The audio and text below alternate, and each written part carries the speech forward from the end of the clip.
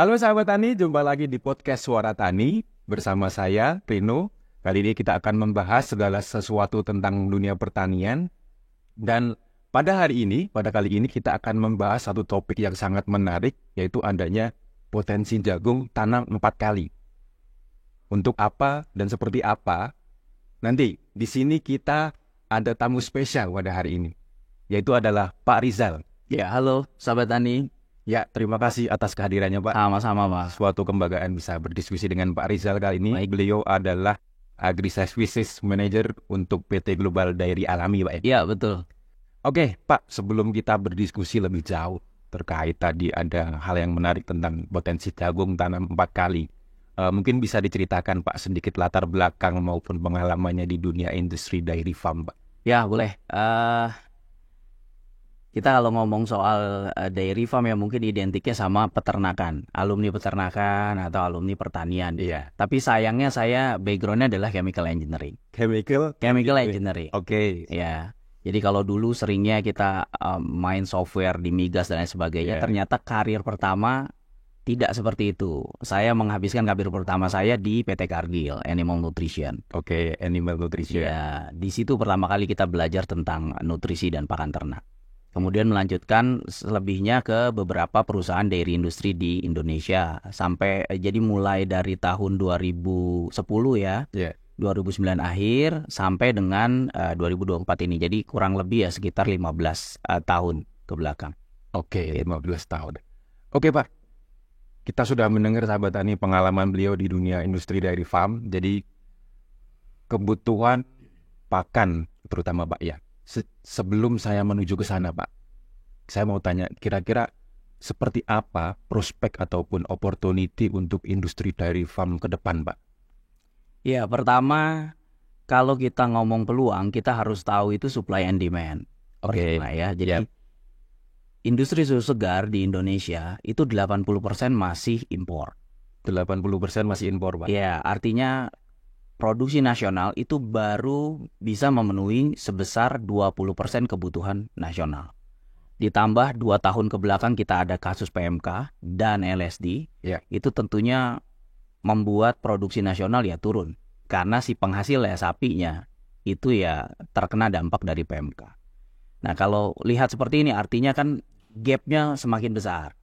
Yang kedua kita juga harus lihat konsumsi per kapita nasional Indonesia itu masih jauh tertinggal dibandingkan negara-negara ASEAN. Contoh saja dengan negara Malaysia ya. Malaysia itu sudah 50 kilo lebih per tahun per kapitanya. Sementara Indonesia itu masih sekitar 15. Artinya kan kita masih sepertiganya dibanding Malaysia. Itu juga membuat peluang artinya ya makin besar. Ditambah presiden terpilih kita itu kan mencanangkan program makan bergizi, salah satunya adalah susu, yang selama ini hilang nih. Jadi program 4 Sehat 5 Sempurna susunya selama ini hilang. Nah sekarang muncul lagi.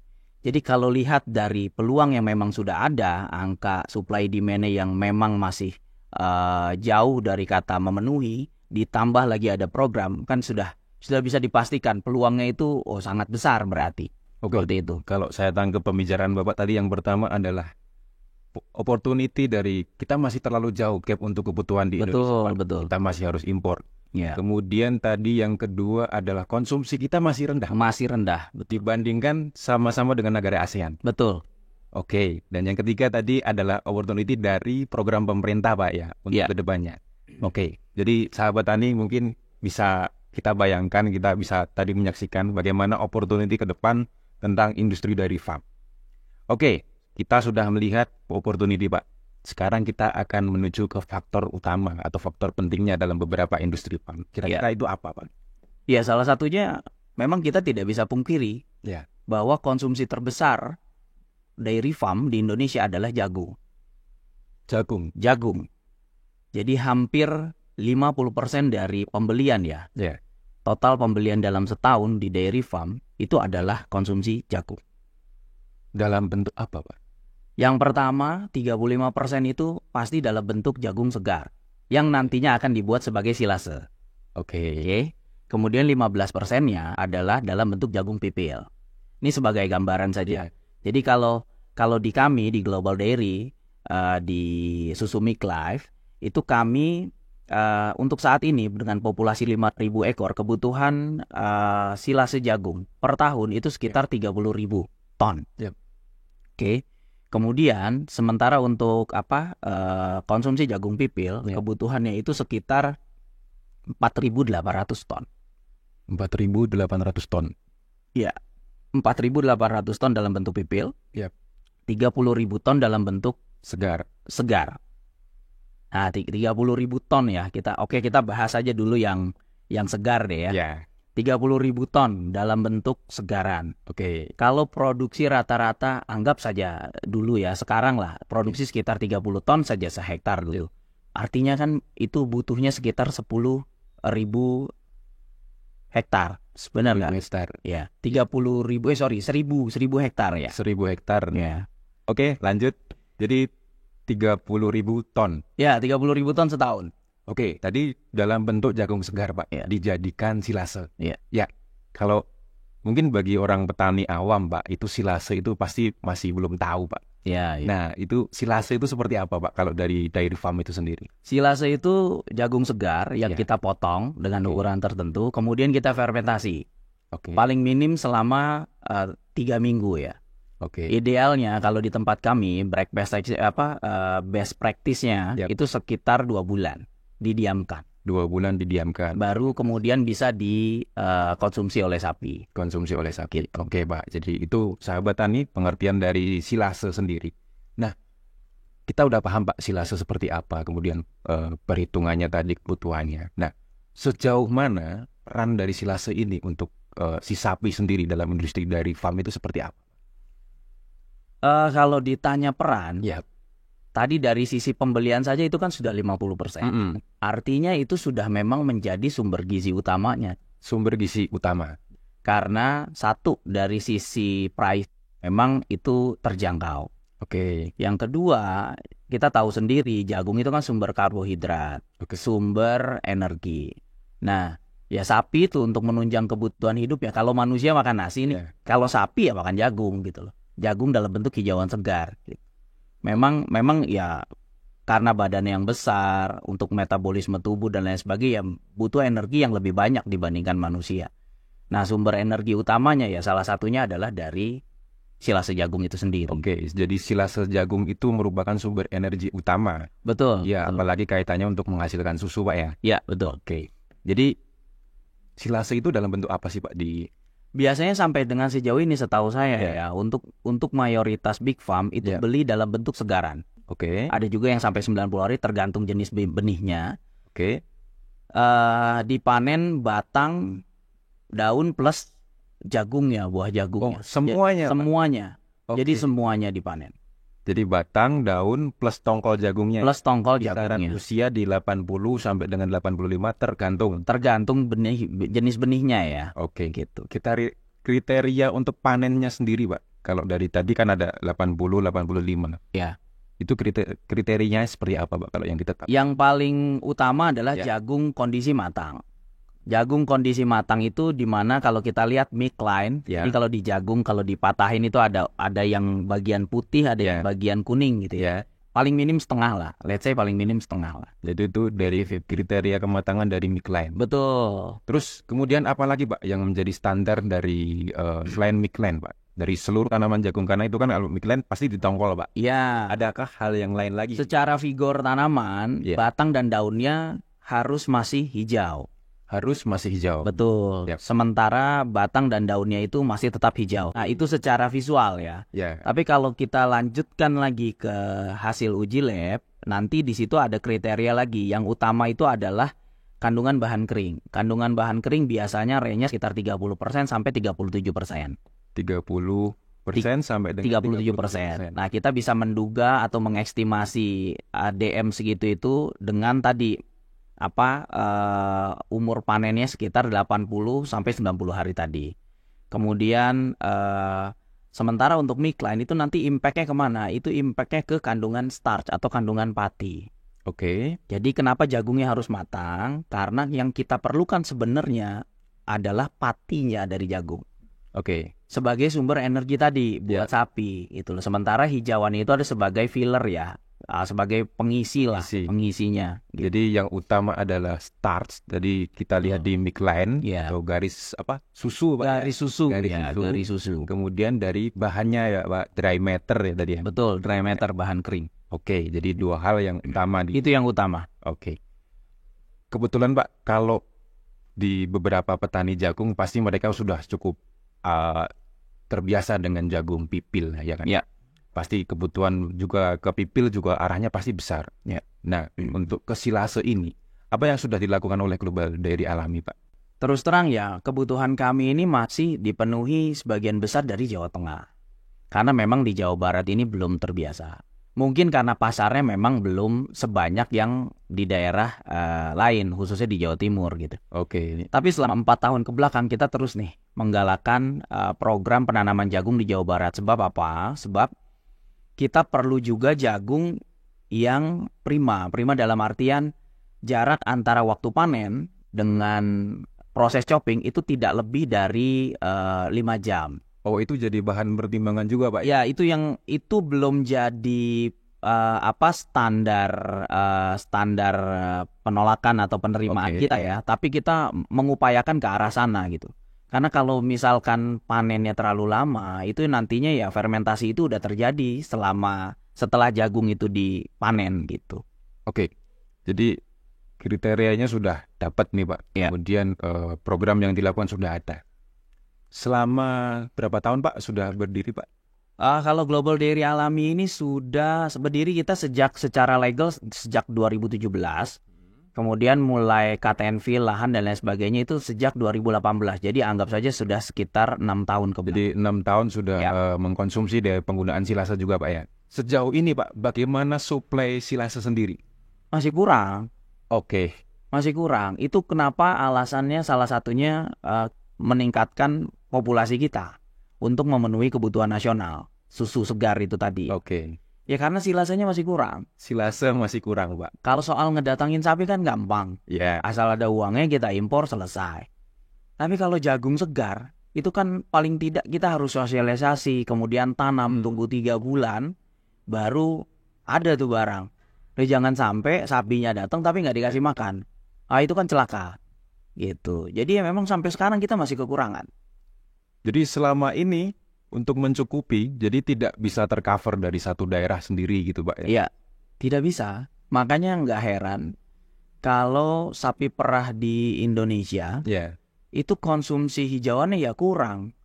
Seharusnya proporsinya seperti itu. Gitu. Jadi dari sapi sendiri masih kurang, dari pakannya pun masih kurang, Pak. Pasti. Untuk mencukupi kebutuhan. Pasti. Kalau sapinya kurang, kan pakannya juga pasti nggak ada. Kenapa orang nggak mau datengin sapi? Karena pakannya nggak ada. Oke, karena nggak ada pakannya. Karena- Oke, sahabat tani mungkin bisa didengar sendiri opportunity atau kesempatan kita terkait pakan sapi dari silase jagung itu masih sangat luas tentunya. Bukan begitu, Pak Rizal ya? Ya, masih sangat besar, masih sangat luas sekali opportunity untuk pemenuhan silase. Apalagi sekarang dengan program pemerintah ini hampir di seluruh daerah peternakan mulai bangkit nih. Semenjak PMK LSD ini sekarang mulai bangkit. Kita cerita saja sedikit untuk kami pun sebenarnya berambisi untuk menambah populasi sapi kami jauh lebih besar dari yang ada sekarang di Subang. Oh, sudah ada rencana? Sudah ada rencana. Kita sudah ada rencana karena memang ya tadi kebutuhan nasional itu masih sangat kurang dan ini merupakan kesempatan besar. Jadi pemerintah melaksanakan program sesuai dengan janji kampanyenya, memberikan makanan bergizi, salah satunya adalah susu. Ya kami sebagai swasta ya siap support untuk itu gitu loh. Karena ini ya peluang bagus. Di samping kita juga bisa memenuhi kebutuhan nasional, di satu sisi kita berharap nantinya tadi yang Mas Rino bilang kita bisa menuju Indonesia emas itu tadi. Gitu. Oke.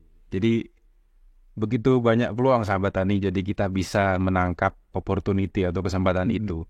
Kemudian Pak Rizal, tadi Bapak sudah melakukan sosialisasi ke petani-petani, kemudian di berbagai daerah, tidak hanya di Jawa Barat juga, di Jawa Tengah juga ada.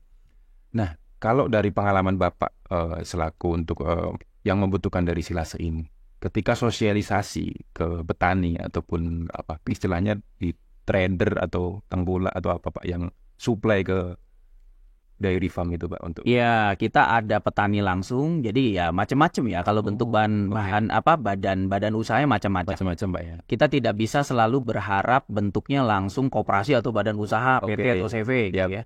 Tapi ya kita juga membangun dari nol, dari mulai perorangan gitu. Jadi ada bentuknya perorangan, ada CV, ada PT. Ada perorangan, ada CV, ada yang punya badan usaha juga Pak. Ada juga yang bentuknya koperasi. Ya, juga koperasi, betul. Oke. Ketika sosialisasi Pak, jadi apa yang disampaikan kriteria dari jagungnya Pak? Kan mungkin Bapak pasti akan menyarankan jagung tertentu untuk bisa memenuhi standar dari kebutuhan Bapak, mulai dari starch, kemudian dry matter dan itu seperti apa kalau yang disampaikan Pak? Pertama yang kita sampaikan nilai uangnya dulu tuh. Ya, pasti. Ya, dan nilai uang ini kita tidak hitung dalam satu musim. Biasanya kita langsung main tahunan. Gitu. Oke. Kenapa tidak dalam satu musim? Karena memang ya nantinya variabelnya bisa berubah lagi. Kalau misal kita cuma ngomong semusim, tapi dalam 1 tahun cuma bisa tanam 1-2 kali, kan sayang. Ya.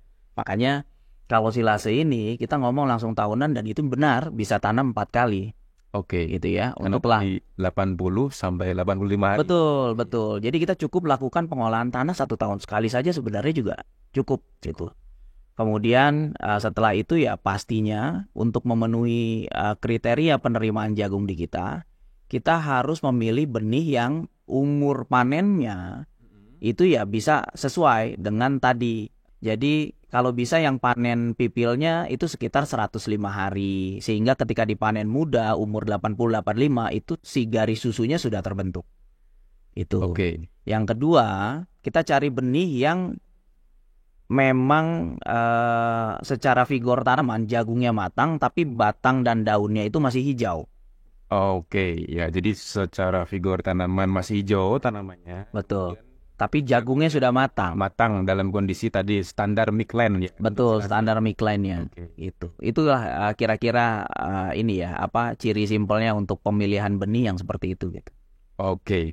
Kemudian Pak kalau dari dairy sendiri, ketika petani ataupun otomatis yang punya badan usaha siap lahannya panen, itu kriteria apa? Langkah untuk masuk ke GDA sendiri, Pak. Seperti apa? Misalkan saya sebagai petani, Pak. Ya. Saya mau punya lahan jagung sekian hektar, kemudian saya pengen saya daripada kepipil mungkin saya berusaha untuk coba main silase. Itu apa yang saya lakukan, Pak? Yang pertama ya tinggal menghubungi staff tim dari Agri Service. Nanti kami akan melakukan survei ke lahan. Jadi kita mencegah jangan sampai deh petani itu rugi atau mentalnya jatuh ketika di awal percobaan mereka. Ya, jangan sampai baru nyoba gagal. Betul, jangan sampai baru nyoba gagal. Kita kan harus lihat kan airnya ada atau tidak. Kemudian transportasi seperti apa supaya untuk memperhitungkan nantinya angka usaha taninya. Jadi dari sisi pengairannya mudah atau tidak, keluar biaya nanti berapa. Pasca panennya itu mahal atau tidak, termasuk transport. Karena memang hal yang paling perlu dikontrol dalam usaha silase ini adalah ya pasca panen. Ya. Jadi gimana caranya kita bisa melakukan seefisien mungkin lah pasca panen dalam hal misalkan muatan per truk. Jadi sebisa mungkin muatan truk itu minimal 6,5 ton. Untuk truk yang CDD 8 ton gitu loh. Jadi jangan sampai di bawah karena kalau habis nanti untuk pasca panen kasihan petaninya, marginnya jadi berkurang gitu karena terambil semuanya di pasca panen. Jadi sudah dari awal kita dampingi di arahan Pak ya. Betul. Supaya untuk keuntungannya juga cukup bagi petani dan itu akan terjadi kontinuitas ya Pak untuk Betul. Soal modal juga nggak usah khawatir karena kita punya beberapa channel untuk financing. Oh gitu Pak. Khususnya sumber pemodalan dari kebetulan salah satu mitra kami, salah satu koperasi di Subang itu mendapatkan modal kerja dari Kementerian Koperasi melalui LPDB ya. Bandingkan bank-bank konvensional. Tapi memang syaratnya badan usahanya harus koperasi. Nah, tapi nggak perlu khawatir yang badan usahanya bentuknya swasta atau perorangan itu masih bisa mendapatkan sumber permodalan dari bank dengan skema KUR tadi gitu. Oke. Menarik sahabat tani. Jadi begitu peluangnya terbuka lebar, kemudian sudah ada yang menerimanya, kemudian pendampingan juga dilakukan dari awal juga. Tadi sahabat tani bagi yang ingin mencoba mungkin bisa menghubungi juga ya Pak ke Global Dairy Alami. Di sana nanti akan siap menampung. Bisa siapa tahu Bapak akan mendapatkan peluang usaha baru untuk Ya, dunia silase, Pak ya. mudah-mudahan berjodoh ya. Karena sekali lagi saya harus sampaikan kalau di dunia silase ini yang penting volume, Pak. Kita Volume. tidak ada harga itu fluktuasi itu minim sekali. Artinya untuk menambah keuntungan itu sebenarnya semuanya dalam kontrol kita. Bagaimana caranya meningkatkan volume atau populasi pertanaman, kemudian per hektarnya populasi tanaman per hektar, lalu bagaimana meningkatkan berat per batang. Oke. Ya, supaya volumenya dapat gitu. Artinya kan itu semua kontrol ada di kita. Oke. Fluktuasi harga sangat minim sekali kan, relatif stabil ya. Kalau sudah harga stabil, permintaan masih kurang, artinya kan tinggal bagaimana para petani itu menaikkan kapasitas produksi. Tinggal itu aja.